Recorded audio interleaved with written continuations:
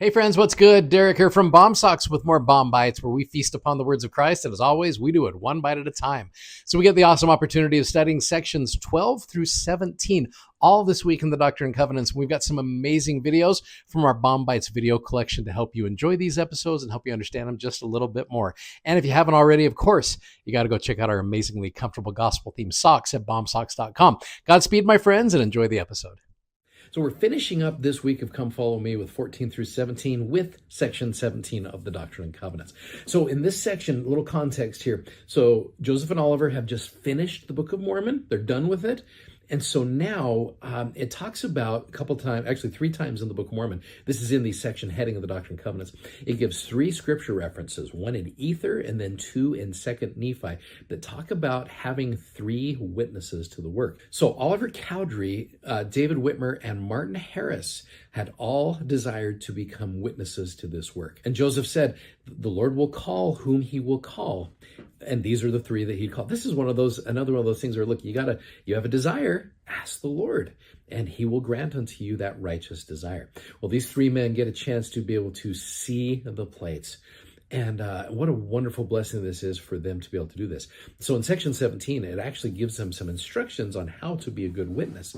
Now, as you look through section 17, there's only 8 verses. What I'd like you to do is, if there's an aspect of the gospel that you would like a stronger testimony of, maybe it's tithing, maybe it's scripture study, maybe it's your current church calling that you're dealing with, maybe it's, I don't know, there's so many different things you could desire. The temple, I don't know, different aspects of your testimony.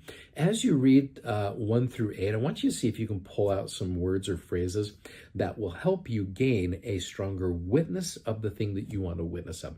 So take a minute and just go through verses 1 through 8. We'll come back and we'll talk about a couple of them. So there's a couple of cool phrases that I found. If you look at verse number 1, it talks about, behold, I say unto you, you must rely on my word. That's an important aspect to all of this. Verse 2, it says, it is by your faith that you do this. Verse 3 has got this. Verse 5 has got this. It talks about, now once you've got this, once you've relied on my word, once you've had faith of this, then you testify of that. You testify of that to others. I heard the quote from Brigham Young years ago where he said, more people are finding their testimony on their feet bearing it rather than down on their knees searching for it. You want a testimony of something? Testify of it. And all of a sudden you find yourself understanding that what you know is true because you are testifying of that. And then down in verse number 8, it says, do these last commandments of mine. I want you to keep these commandments. And if you do this, the gates of hell shall not prevail against you. My grace is sufficient for you, and you shall be lifted up the last day. So you rely on the word of the Lord. You have a little bit of faith in him. Then you testify of these things to other people and watch what happens. Your testimony will grow of these things. I really believe that. Now, I want to show you, there's a cool little story here. It's this picture right here. So this good woman, Mary Whitmer, I don't know if we give her enough credit here. She's often known as the 4th witness. Cool story from Saints. Let me just share this story. Once Joseph, Emma, and Oliver moved to Fayette, David's mother had her hands full. Mary Whitmer and her husband Peter already had 8 children between the ages of 15 and 30, and the few who did not still live at home resided nearby.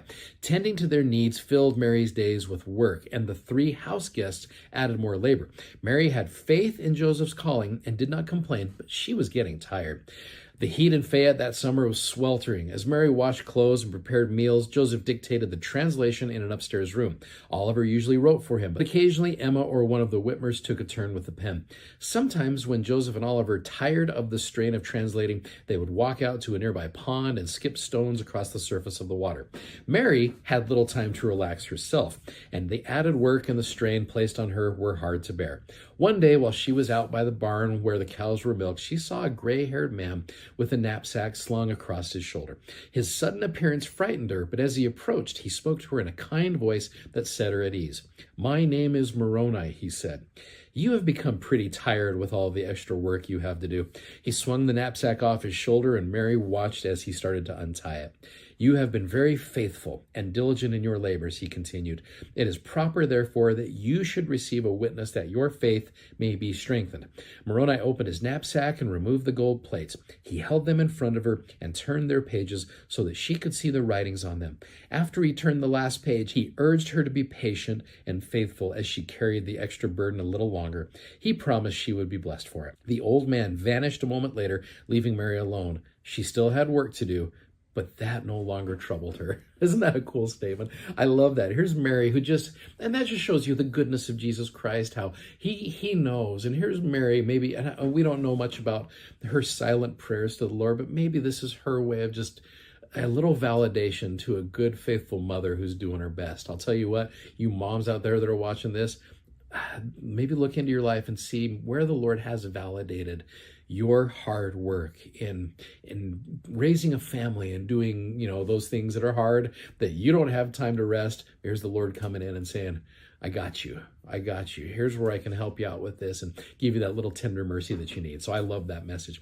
So if you imagine this, Joseph has carried this burden for the longest time. Continuing in Saints here, let me read to you this. It says, Joseph and the three witnesses returned to the Whitmer house later that afternoon. This is after they had that witness. Mary Whitmer was chatting with Joseph's parents when Joseph rushed into the room. Father, mother, he said, you do not know how happy I am. He flung himself down beside his mother. The Lord has caused the plates to be shown to three more besides me, he said. They know for themselves that I do not go about to deceive the people. He felt as if a burden had been lifted off of his shoulders. They will now have to bear a part, he said. I am not any longer to be entirely alone in the world.